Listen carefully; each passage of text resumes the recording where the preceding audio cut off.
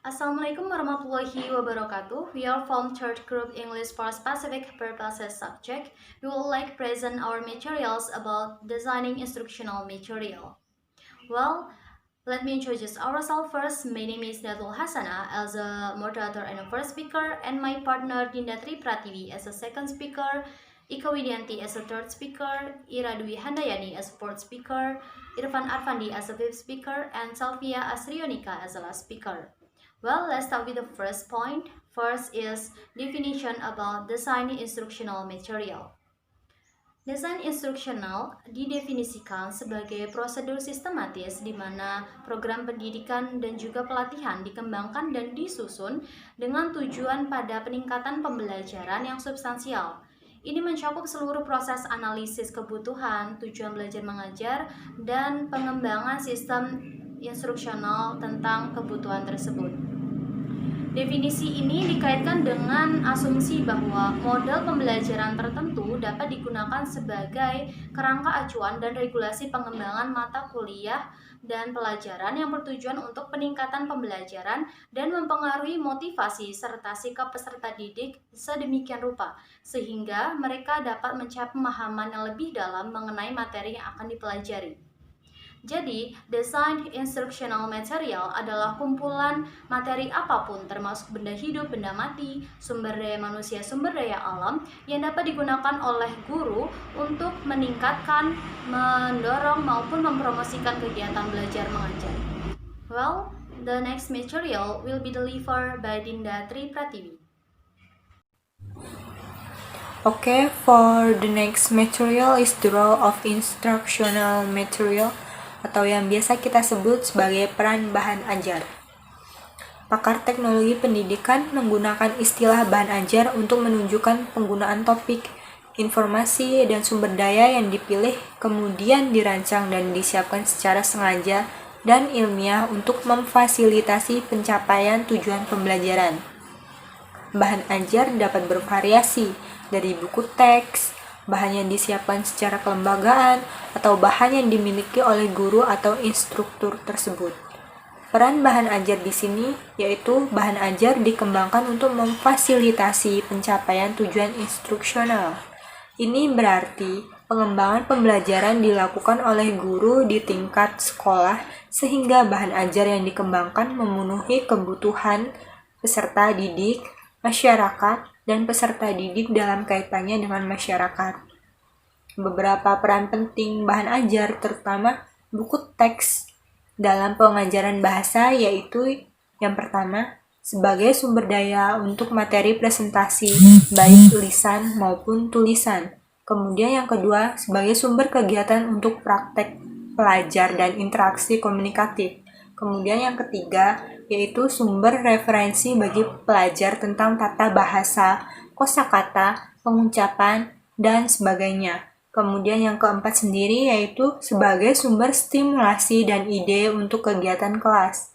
Dan yang kelima sebagai silabus atau yang mencerminkan tujuan pembelajaran yang telah ditentukan. Kemudian yang terakhir yaitu dukungan untuk guru yang kurang berpengalaman, yang belum mendapatkan kepercayaan diri dalam mengajar. Artinya, bahan ajar tidak hanya bermanfaat bagi siswa, tetapi bagi guru tersebut juga. Tidak hanya itu, menurut Manurung, peran bahan ajar berdasarkan pilihan topik ternyata mempengaruhi prestasi belajar peserta didik dalam keterampilan berbicara. Misalnya, siswa tersebut kesulitan untuk ikut aktif dalam kelas speaking atau kesulitan untuk menyampaikan pendapat. Untuk mengatasi hal tersebut, siswa diinstruksikan untuk memilih topik yang mereka minati. Misal di waktu guru mendiskusikan tentang suatu hal, siswa dapat memilih hal yang menurut mereka menarik untuk didiskusikan. Itu akan lebih efisien dan menyenangkan untuk mengatasi masalah siswa dalam berbicara dan meningkatkan keterampilan speaking mereka. There is enough for me, and the next material will be delivered by Ika Widianti. Okay, my name is Ika Widianti. In here, I will explain about the types of instructional materials atau yang biasa kita sebut dengan jenis bahan ajar.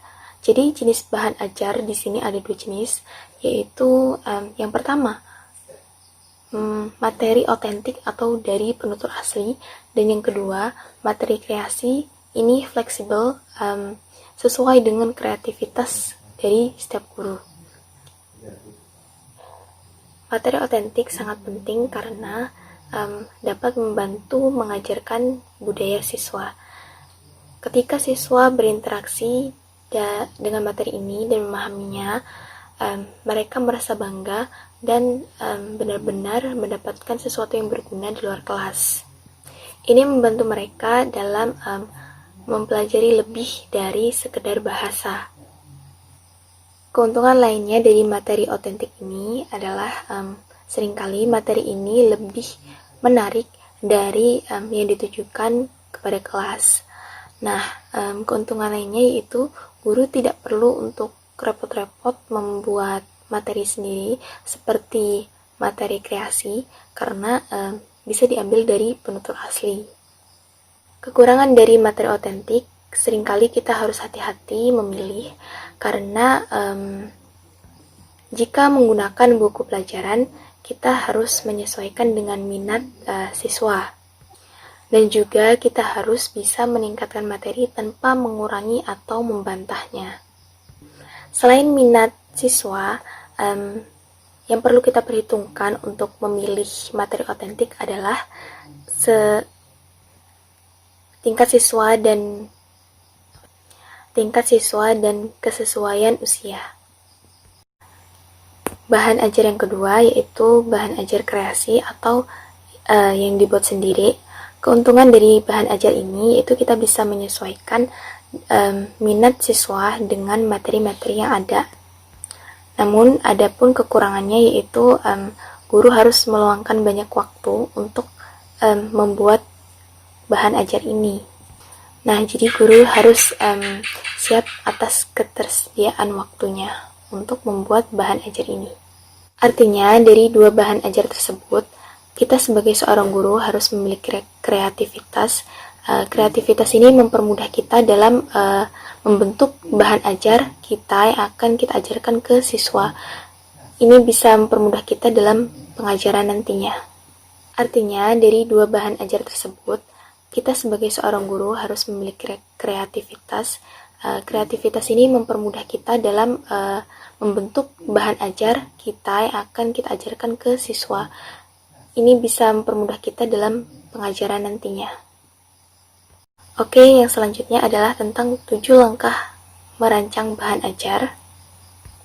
Yang pertama adalah siapkan kerangka silabus. Ini didasarkan pada strategi instruksional. Yang pertama, menurut Gagne dan Bridge dalam strategi instruksional yaitu dapatkan perhatian pelajar. Yang kedua, beritahu pelajar tentang tujuan kinerja. Yang ketiga, merangsang ingatan dengan prasyarat pembelajaran. Dan yang keempat, sajikan materi stimulus. Dan yang kelima, memberikan pembelajaran sehingga pelajar bisa mendapatkan target dalam pembelajaran. Yang keenam, dapatkan kinerja yang diinginkan. Yang ketujuh, berikan umpan balik kepada pelajar supaya mereka tahu benar salahnya itu di mana dan mereka bisa evaluasi dalam pembelajaran. Dan yang kedelapan adalah menilai prestasi pelajar. Dan yang terakhir yaitu tingkatkan retensi. Yang terakhir yaitu tingkatkan retensi dan transfer sehingga mereka mudah mengingat apa yang mereka pelajari. Oke, sekian dari saya. Itulah yang dapat saya jelaskan. And the next material will be delivered by Ira Dwi Handayani. Okay, my name is Ira Dwi Handayani and I will continue the explanation from Ika Widianti about 7 steps to designing instructional material for second and third step. Step yang kedua adalah conduct research atau melakukan penelitian. Jadi apa sih yang perlu kita lakukan dalam step yang kedua ini? Dalam step ini kita perlu untuk mengidentifikasi tentang materi kita, baik yang di dalam organisasi ataupun yang di luarnya. Yang di luarnya maksudnya adalah kita perlu untuk mengidentifikasi apakah kita memerlukan dana untuk mengembangkan materi kita atau tidak. Terkadang dalam melakukan pembelajaran, kita memerlukan seperti video ataupun produksi materi pembelajaran lainnya.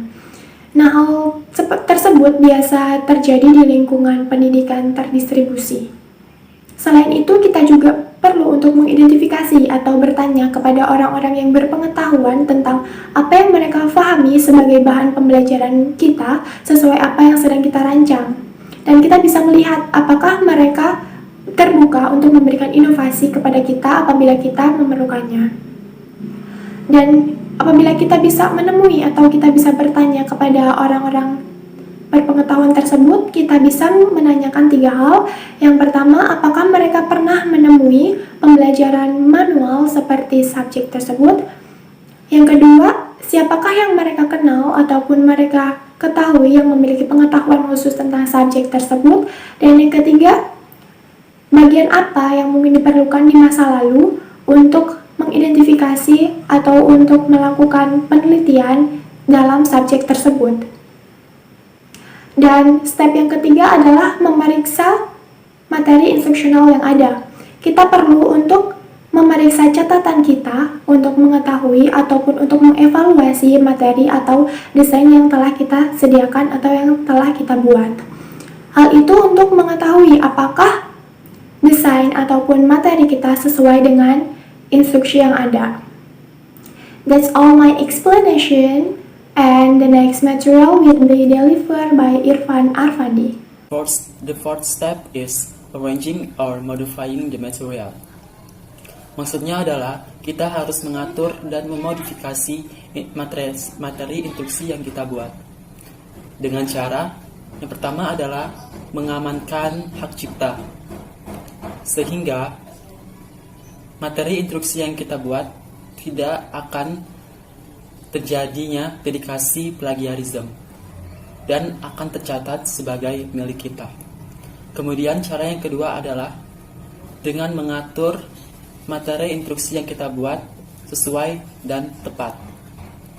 Maksudnya adalah instruksi materi yang kita buat harus sesuai dengan tujuan dan kebutuhan siswa dalam belajar. The fifth step is preparing tailor-made instructional material. Maksudnya adalah kita harus menyiapkan materi instruksi yang dibuat secara khusus. Dengan cara yang pertama adalah kita harus menyiapkan lembar panduan pelajar atau arah panduan. Kemudian cara yang kedua adalah kita harus menyiapkan bahan ajar seperti buku atau perangkat lunak.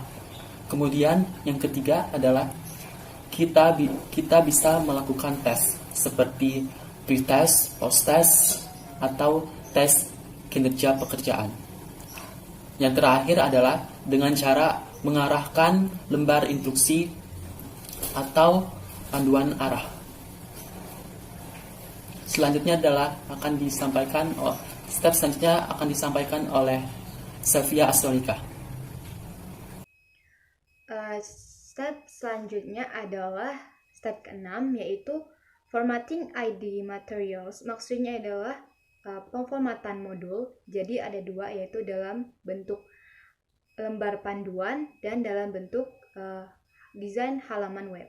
Maksudnya itu adalah dalam bentuk lembar panduan adalah dalam bentuk modul cetak, dan dalam bentuk halaman web adalah dalam bentuk modul elektronik. Nah, dua-duanya adalah hal yang sangat penting dalam materi pembelajaran, dan pada